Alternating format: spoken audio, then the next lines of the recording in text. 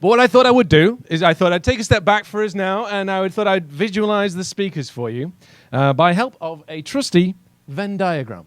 Now, on the left, we have bald people. On the right, we have poles. Colt, firmly in the bald camp. Professor Irish, firmly in the pole. Me, making up the middle. The intersection, if you will. But unfortunately, we have Jake, who's thinning up top and trying to get into bald. I wish him well. Now, what I wanted to do is I wanted to kind of set the scene, and I feel like resetting the scene. Talking about rendering performance, there's a lot of people that kind of go, oh, I'm not so sure. What does he mean by rendering? There's performance chat, and what we've done, I think, is we've gone, okay, how long does this thing take to load? How many requests am I making? Have I got gzip switched on? What about e-tags? They're dead. I don't know what to do. And I think I understand why we've done it, but the thing is, it's only part of the picture. Okay, it's only part of the problem, because as we discussed with, or Colt discussed with the memory thing, that's something that doesn't fit into page load time, right? And that's a part of performance. So it's sort of a bit of a question. And so what I thought I'd do, just a quick, highly technical graph or chart for myself of two apps. App 1 is fast to load and slow to render, and app 2 is slow to load and fast to render. And which is worse? Which is better? Well, the answer, of course, is both of those are going to hack off your users. They are not going to be happy with you, so it matters. So what I thought I would then do is take us through the pipeline, a little bit like this. The idea here is I'm going to, from a page load perspective, because that means we'll hit every part of the pipeline, I want to get through from how the browser does a request and gets pixels onto the screen. That's actually the job of the browser. It's there to get content on your users' screens. So it's good to understand it. And then when your users are scrolling and dragging stuff about and just generally using your site or your app, then we'll hit parts of this pipeline again. So it's good to understand it. And it's sort of, this is part 1 of 2, because I would normally talk about the DevToolsy part of this, where you can figure out how your project is actually working, but Paul Irish is going to actually do that part later on. So think of this as a sort of scene setter, a part 1, if you will. Now, we start off our journey with the humble GET request, like so. Our server is going to respond for us with some HTML, all pretty awesome. And the first thing that the browser is going to do, and it does clever stuff with doing it streamed and look-aheads and all this kind of stuff, but it starts to parse that, and you see, when you look in DevTools, you'll see things like parse HTML, which is this process, really, of taking our tag soup and turning it into this, which is the DOM. And that's the DOM for that HTML. So we'll just make our lives a little bit easier and just call it the DOM. And then what we do is we take the CSS, and we're just going to add that plus in there. We take the CSS, and some of that CSS will come sort of part of the browser. There's the default style sheets with the browser. There's the stuff you put in line. There's the stuff that's in your style sheets. And we start to actually figure out from the DOM what CSS applies to what. And historically, people have spent quite a lot of time trying to optimize CSS selectors. How quickly. And it's actually a bit of a waste of your time, because the browser is very, very, very fast at doing selector matching. So just bear that one in mind. Anyway, this will show up in DevTools as recalculate style. So what happens, and I'm about to do a sound effect, I can feel it coming along. We put these together like that. And we get the render tree. Paul Irish is happy with that noise. He's happy with that. Now, the render tree looks distinctly like the DOM, except that things are missing, like the head, for example, or our scripts. They're not there, because we're not going to render them. So they don't appear in that tree. But let's say, for example, I decide that in my style sheets I'm going to put section P. Boop, I'm going to say display none. That will disappear from the render tree because it's set to display none. It's not something we're going to draw. It's not something we care about. Equally, I could have a pseudo element, and that would add something into the render tree. So the render tree, as I said, it looks like the DOM, but it's not the DOM. It's the styles applied to the DOM. So that's that. Now the next job, and it's going to look like a really simple job. We've got all this CSS that we want to apply, and it's basically like widths and heights and display block, position absolute, all this kind of stuff. And what the browser has to do is take that and go, where does everything live on screen? What are the boxes here? And as you probably know, this can actually get extremely expensive because everything tends to be contingent on everything else. So if I were to change the height of body, everything that's inside body needs to be recalculated. And this will show itself up in DevTools as layout. And yeah, that's where all those boxes are coming from. Good. So the next job that we have is to actually fill in some pixels. We know where those boxes are. But they now need filling in with pixels, so we need a rasterizer. Now, just a bit of terminology in case you don't spend your time looking at this stuff. Vectors are basically sort of shapes that we have the mathematical formulae for, or we have the positions of the corners, for example, in the case of a triangle. We're interested in actually pixels.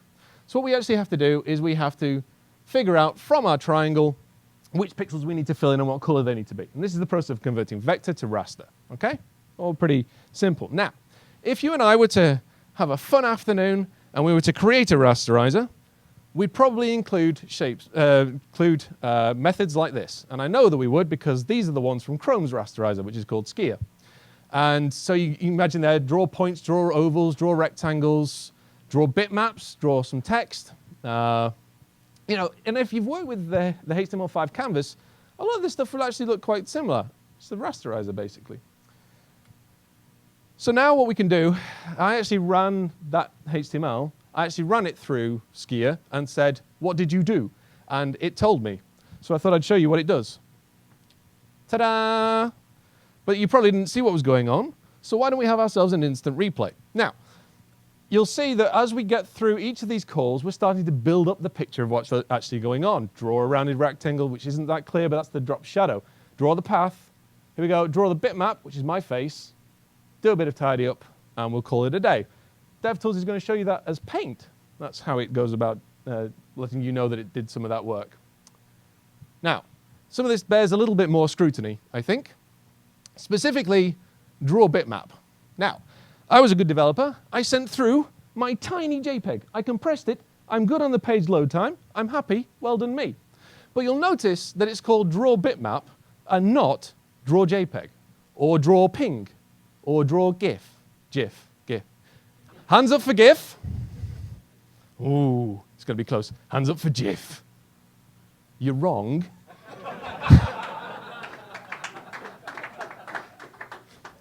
They're not graphics, are they? All right? Anyway, so now we have our JPEG, and we basically go through, and we're going to decode out an image into a bitmap. Red, green, blue, and possibly alpha. But the thing is, we're also maybe doing a bit of responsive web design, so we also have to do some resizes as well on the other side. So these are extremely expensive. They show up in DevTools. You can spin down paint records, and you'll see image decodes and image resizes, and they will kill your frames per second if you have them, particularly resizes, actually. Okay, so we've spent some time with DrawBitmap. The next thing we want to look at is, we're quite fancy. We're going to do a bit of animation. What we're going to actually end up doing is we're going to move that picture of me up to there. Now, when this happens, we basically took this rectangle around everything and said, this is now damaged and dirty. This area needs fixing. This needs repainting.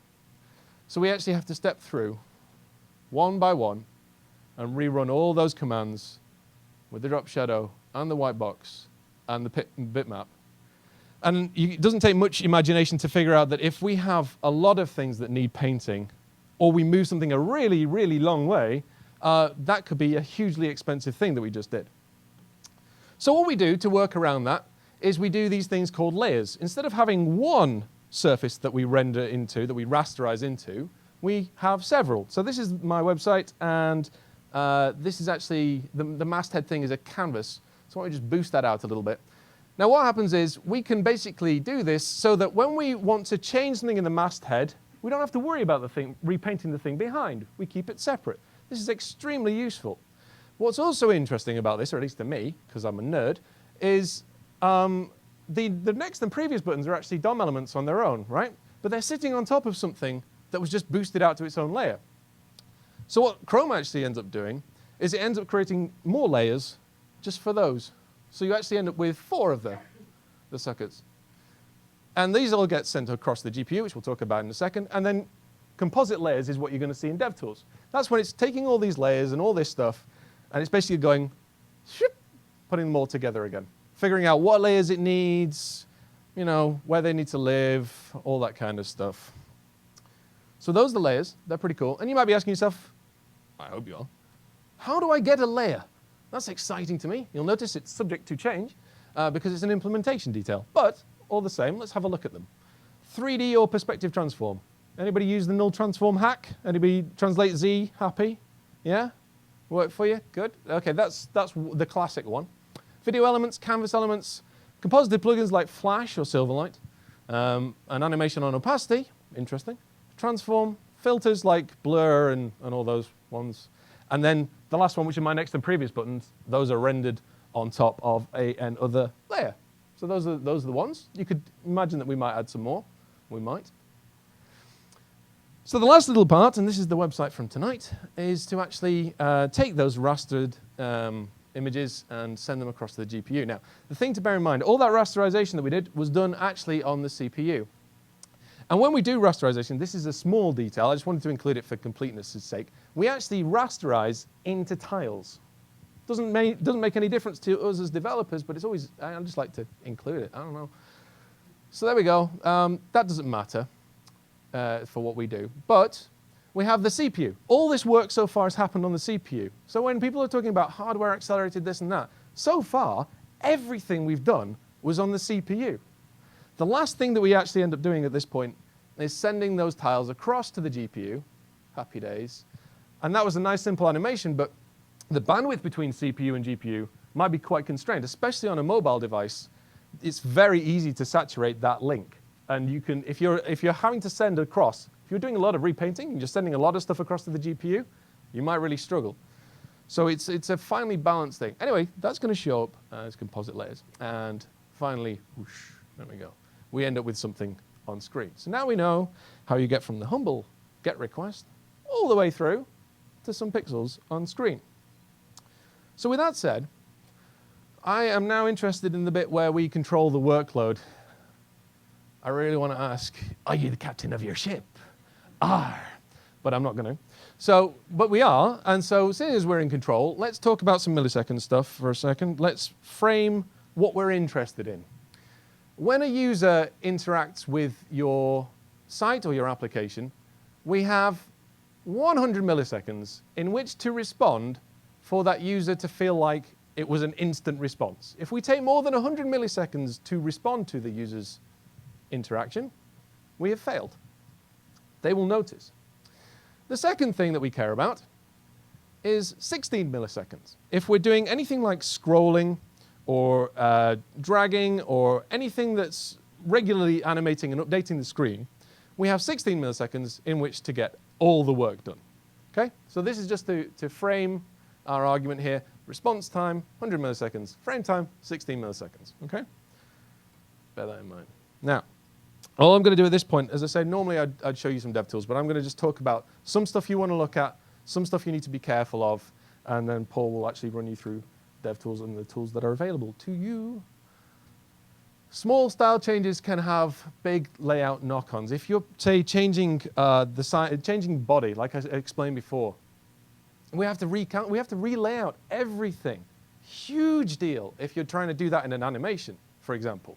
You decide you're going to change some high-level element, like sort of 1 or 2 levels into the DOM. Everything's probably going to get recalculated. That will kill you in terms of your frame rate.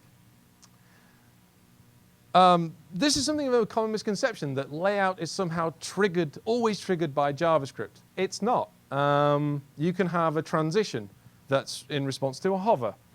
It's not done by JavaScript, but it's layout all the same. And layout isn't painting. Now that you've been through that pipeline with me, again, there's often a misunderstanding that layout is somehow painting, but actually layout, if you do change the position of something, we might need to repaint. And we'll have a look at something that's doing that in a second. There's a thing that looks a little bit like this, and the code it doesn't really matter too much what the code's doing. Well, I'll tell you what it's doing anyway, just for a laugh. We're going through some paragraphs, and we've got some other element that we want to match the widths of all our paragraphs to. So the first thing we do is we ask for the width of this thing called green block, and we ask for its offset width, which causes Chrome, and in fact any WebKit or Blink-based browser, to go off and do a layout operation, go, what's the width of the green block, please? And then we set the first paragraph's width, and then we go through that loop over and over and over and over and over again.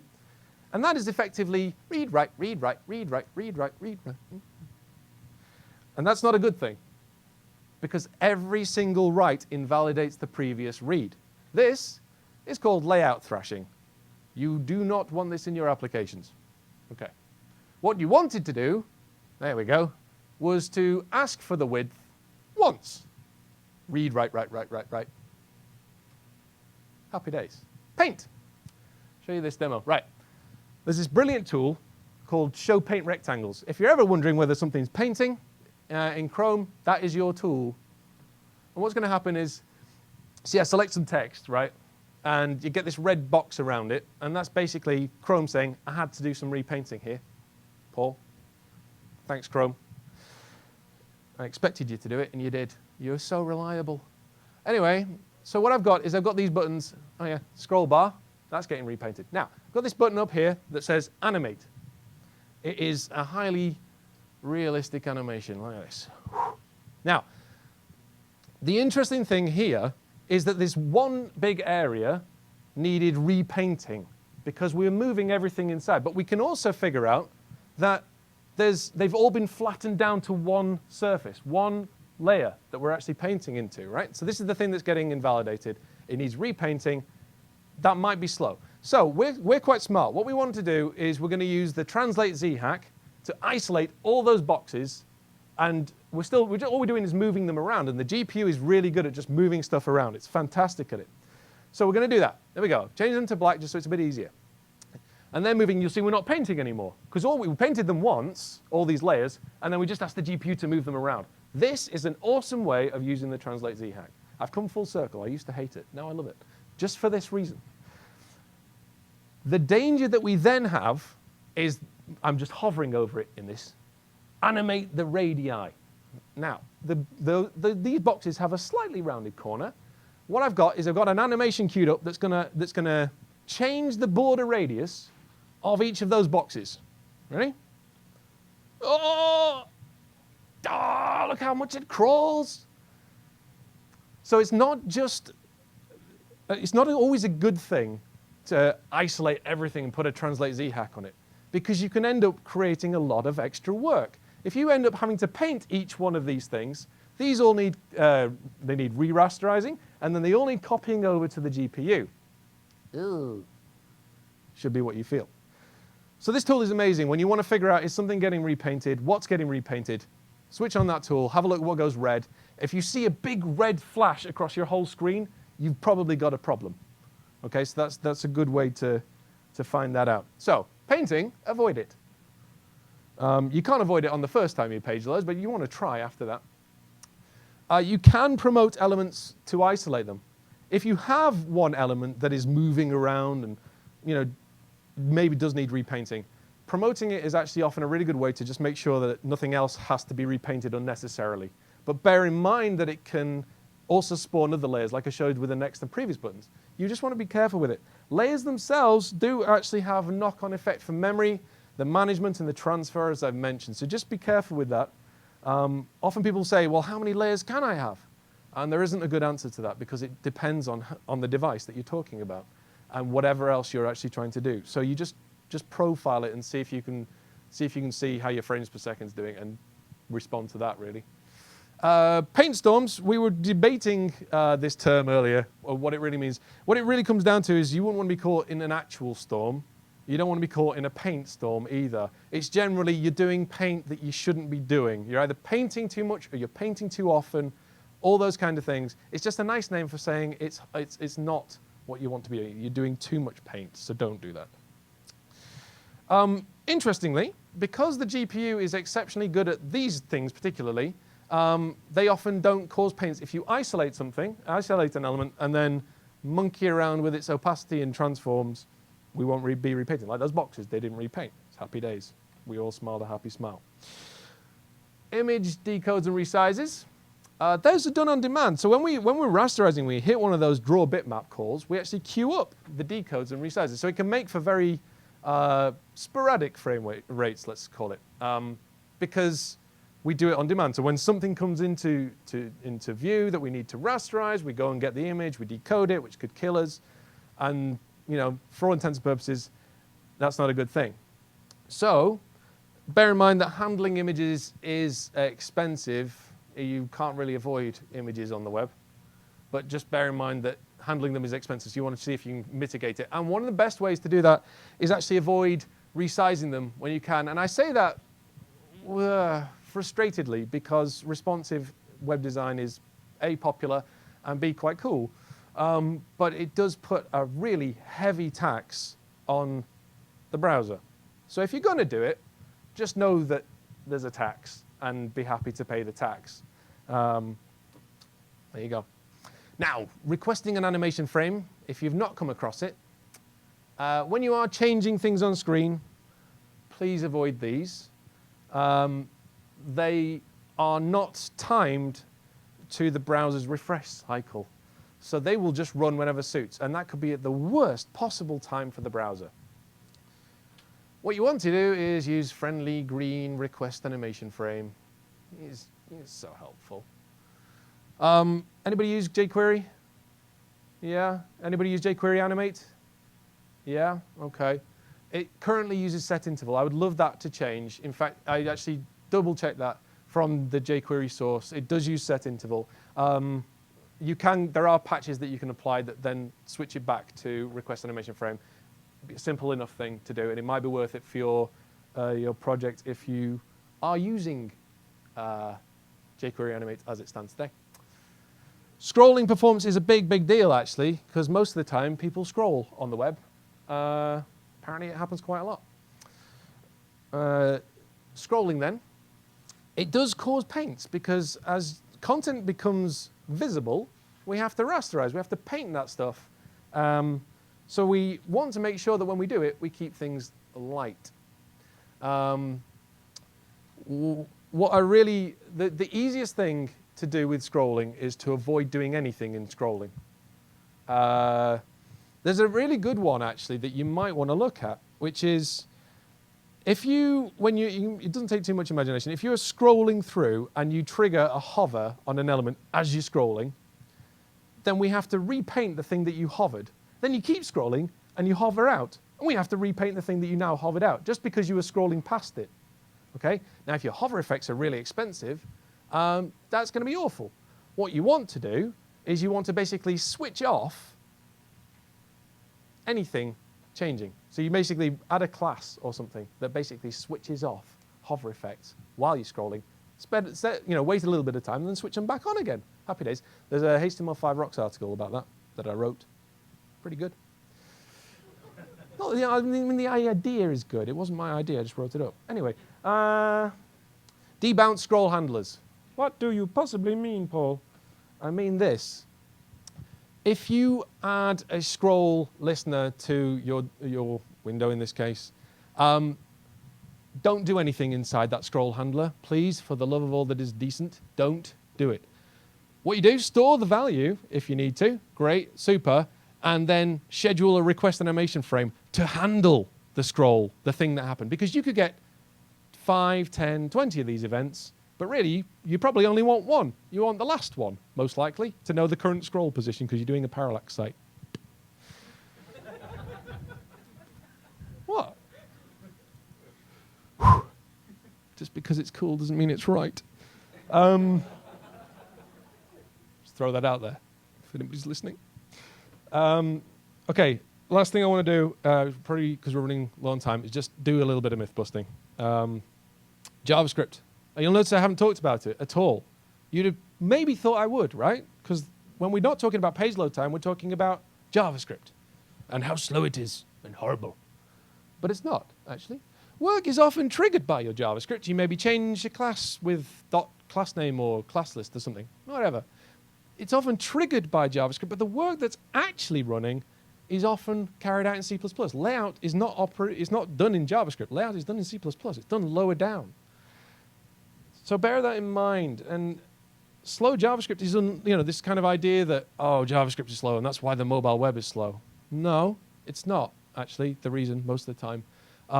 Because it's not JavaScript that's actually running. It's the other stuff that's inside the browser that's actually running. Unless you're making a game, or there are classes of applications that do rely on JavaScript quite heavily. I do want to say that I'd like you to start treating JavaScript benchmarks with deep, unyielding cynicism. Because JavaScript probably isn't your bottleneck. Layout probably is your bottleneck. Paint is probably your bottleneck. So, if you start seeing, oh, it's really fast with JavaScript, yay. So, and then the other thing is the DOM is slow. You hear this one quite a lot. For fairly similar reasons to the last, actually. Interacting with the DOM is actually quite fast, as it happens. The problem is that changes to the DOM probably incur changes that are layout, or recalc style, layout, paint, composite, misery. So, be careful. Now, going forth, aim for 60 frames a second. It is well and truly achievable. You control the browser's workload. You are, in fact, the ship's captain. I brought it in. I brought it back. Performance is a feature. It's not a unit test. It's not something you get to the end of the project. Am I fast? No. Ship anyway. Nobody will notice. Wait till they complain. That's what we'll do. No, do it, think of it, put it on the list. It might be 2, 3, 4, but make sure it's on the list. Ideally, put it number 1. I do. I love that. Profile, then fix. A lot of times you'll read things that are like, this is fast, do this. And that's fine. Sometimes you need to do that. But you end up writing things that don't fix the problem you've got. You end up writing something that makes paint better, but you've got a layout problem. Profile, use DevTools, Paul will show you how. Profile your stuff, figure out where you're actually slow, then fix that thing. Sounds simple enough, because it is. Profile early, profile often. Smile, happy, smile. Do it. Thanks.